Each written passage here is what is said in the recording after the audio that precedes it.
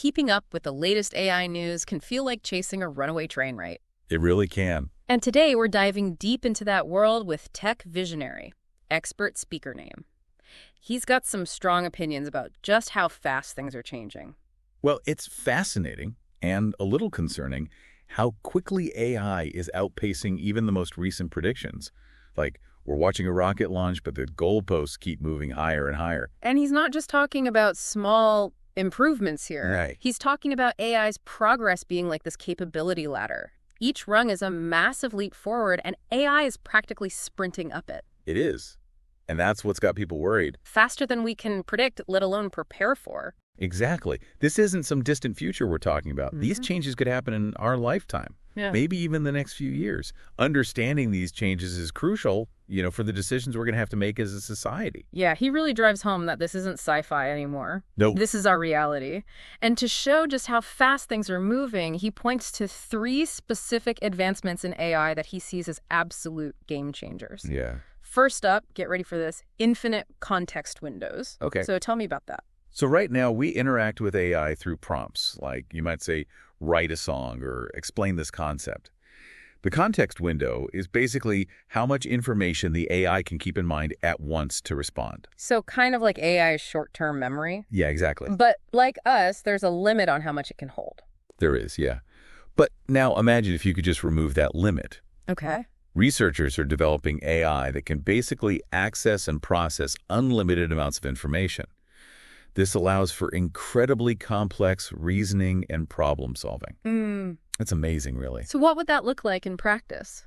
Well, imagine an AI that can take into account every single factor involved in climate change. Right. And then come up with a 1,000-step plan to solve it. Okay, this is where it gets really wild for me. Yeah. 1,000-step plan to tackle climate change. It could happen. That's mind-blowing. It is. But also a little, uh-oh, at the same time. Yeah, and it really highlights both the potential and the huge responsibility that comes with this technology. If AI can solve climate change, what else could it do? What happens if those actions have unforeseen consequences? Or worse, they don't align with our intentions at all? It's a lot to unpack. And that brings us to his second game-changing advancement, the rise of AI agents. So what are these agents? Why should we even care? So imagine an AI program, right? It doesn't just respond to your requests, but it can learn on its own, experiment with things, and even collaborate with other AI agents. So it's not just understanding information, it's using it. Exactly. Testing it and potentially coming up with its own solutions. Okay, hold on to your hats, everyone, because this next part really blew my mind. He's talking about a future with millions of these AI agents, all interconnected. He even calls it a GitHub for AI, where anyone could access these incredibly powerful tools. And that's what has a lot of people worried, right? How do we make sure that these AI agents, especially as they're learning and evolving all the time, how do we make sure they stay under human control? That's a big question we need to answer. It is a big one. Yeah. And if those 2 developments weren't enough to make you really think, his third game changer is something else. Okay. Text to action. All right. So explain what you mean by that, because it sounds pretty literal. It kind of is. Imagine describing a software program that you need, any program at all. The AI hears you, and then it just builds it. Wow. Like having an army of super intelligent coders at your beck and call 24/7. It's like having a magic wand for software development. It really is. But like all magic, there are some potential consequences, I imagine. Absolutely. The implications are huge. Think about it. You could automate huge parts of the tech industry. You could speed up innovation in ways we can barely understand right now. But the risk of these capabilities being misused, either intentionally or accidentally, is a real concern. We have to think about that. So we've got AI potentially building our websites, writing our songs, even tackling climate change. There's a lot. It's exciting. It is. But also a little terrifying all at the same time, right? Yeah. And that brings us to what worries a lot of experts in this field. We're getting to a point where what used to be science fiction is becoming our reality. Right. And we need to be ready for what that means. It's like that feeling when you realize you've opened Pandora's box, but you can't get everything back in. Yeah. That's what uncontrolled AI development feels like. Except this box is overflowing with digital genies, and they're multiplying faster than we can track. It's a valid concern. And remember those AI agents that we were talking about? Yeah. The ones who can learn and adapt and collaborate with each other. Yeah. Imagine millions of those things, Yeah. all interconnected, constantly sharing information, pushing each other further and further. You're not going to tell me they're going to start their own AI rock band, are you? Maybe not a rock band, but some experts think that these agents could develop their own ways of communicating. Really? Yeah, their own languages, essentially. Okay, now that's a chilling thought. So we're talking about a scenario where we might not even be able to understand what these AIs are talking about anymore, Right. let alone control what they're doing. Exactly.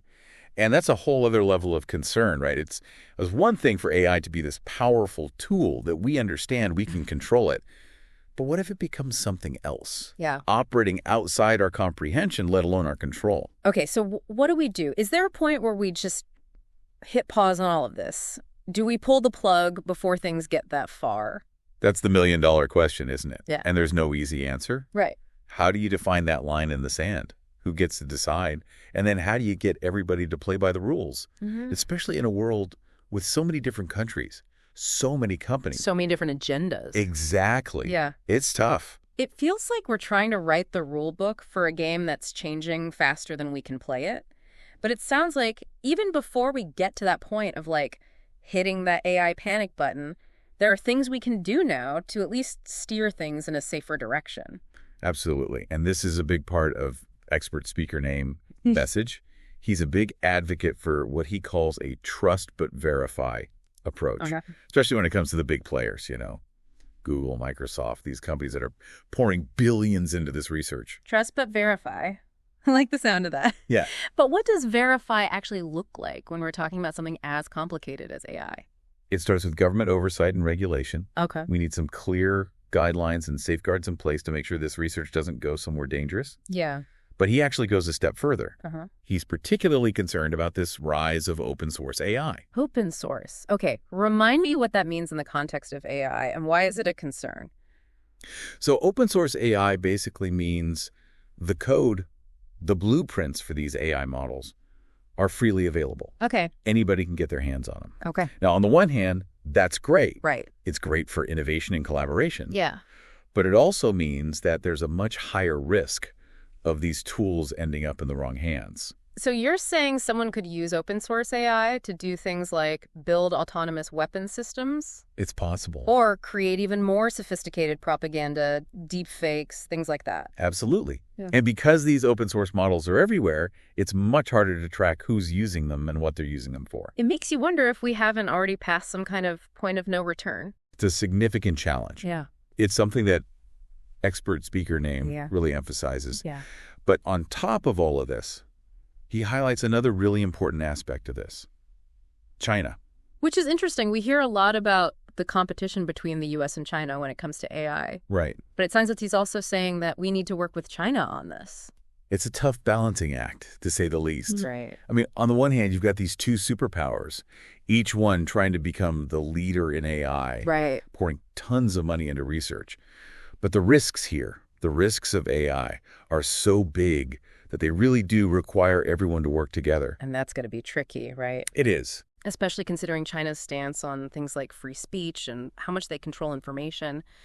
How do you find common ground on AI regulation when you have such different values and priorities? That's the big question. Expert speaker name. Yeah. Actually told a fascinating story about going to China with Henry Kissinger. No way! Yeah. He went with Henry Kissinger. They went on this diplomatic mission to talk to high-ranking Chinese officials, specifically about AI. Okay, now that's a story I need to hear more about. What happened? How did those officials respond to these concerns about AI? What surprised them, and I think this is important, is that China's government, they're worried about AI too. Really? Yeah, think about it. I mean, they're not exactly known for being pro-free speech. Exactly. Yeah. And a system that can generate text, images, even code that could really mess things up for them. Create content that challenges their narrative. Exactly. So they're facing their own version of this AI problem. It's almost, I don't know. It's kind of ironic. Yeah. But this shared concern, right? The fact that both countries realize that this is bigger than them. Yeah. It could get out of control, expert speaker name, thinks this could be the starting point Okay. for some kind of international agreement on how to regulate AI. So both the U.S. and China, different as they are, they both see the risks here. But what does a solution even look like? I mean, how do you get countries to work together when they're also competing against each other? There's a lot of distrust, right? It's a huge challenge, expert speaker name. Hmm. Doesn't pretend to have all the answers, but he does suggest one place we could start. He calls it a no surprises policy. No surprises. I kind of like how that sounds already. So what does that mean? It's really about transparency and communication. Yeah. Especially when we're talking about these big AI breakthroughs. Imagine, for example, that some country or even some company develops a really powerful AI, Right. something that has everyone worried. With a no surprises policy, they'd have to tell the world what they were doing, just to offer some reassurance. Okay, so kind of like those agreements that they had during the Cold War about being open about missile launches and things like that. Exactly. It's all about trust, or at least trying to build some trust in a world where the stakes are incredibly high. Yeah. Okay, so that's no surprises. What other mechanisms does he suggest? What else can we do? Oh, this is where it gets even more interesting. He proposes creating independent organizations. Their whole purpose would be to keep an eye on AI development, Okay. to audit it and make sure nothing shady is going on. And how would they do that? Well, that's the really interesting part. He suggests that we might even use AI itself to regulate other AIs. Wait, so AI policing other AI, how would that even work? As these systems get more and more complex, it's going to be almost impossible for us as humans to understand how they really work or predict what they might do. We might need to fight fire with fire, so to speak. So you're saying that we would create AI systems that would analyze other AI systems, Exactly. looking for signs of dangerous behavior. Exactly. Things that we might miss. It's like a technological immune system, constantly on the lookout for threats. It's a mind-blowing concept. It is. AI watchdogging other AIs. And this all speaks to just how powerful these future AI systems could become. It does. Expert speaker name actually thinks that the most powerful AIs might end up being housed in these incredibly secure facilities, like military bases, but for AI. Wow. So we're talking about like AI fortresses. Yeah, massive server farms, tons of security, all because these systems will be so powerful, so potentially dangerous, that we'll have no other choice. So it's almost like the power that comes with controlling these AI. That's the real issue, not necessarily the AI itself. Exactly. And recognizing that this is a huge responsibility, one that we need to deal with now before it's too late. That's a sobering thought. So as we wrap things up here, for those of us listening, what are the key takeaways here? What do we need to remember from expert speaker name? Well, he's not going to give us all the answers. Right. Nobody can. But he does challenge us to think about these big questions. Okay. What are the ethical limits of AI? How do we balance the benefits with the very real risks? What role should governments, international organizations, what role should we all play in shaping this technology? It's a lot to think about. It is. And I have a feeling that this conversation is only just beginning. We're entering this new era, an era where AI is going to become more and more powerful. It's up to all of us to make sure that it's a future we can all live with. If you want to learn more about expert speaker name's thoughts on AI, we've got a link to his full interview in our show notes. Thanks for joining us for this deep dive, and until next time, keep asking those tough questions.